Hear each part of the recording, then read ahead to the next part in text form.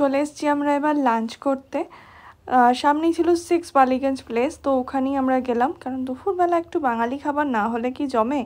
আর এত সুন্দর একটা দিন, এটাকে তো ভালোভাবে সেলিব্রেট করতেই হবে।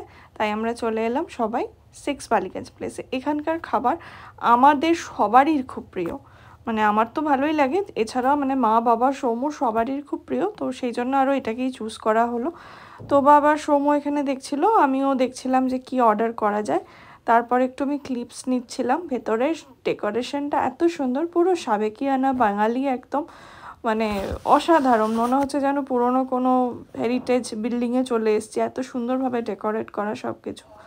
ইচ্ছা ছিল আরও কিছু রিলস করার এখানে, বাট সময় হয়নি, কারণ আবার এতটা রাস্তা ফেরার একটা ব্যাপার থাকে।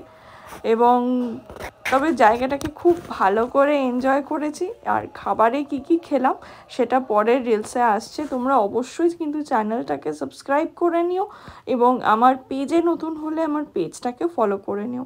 আর এরকম আরও ভিডিও দেখতে হলে অবশ্যই কিন্তু এই ভিডিওগুলোতে লাইক কমেন্ট করতে ভুলো না। বাই।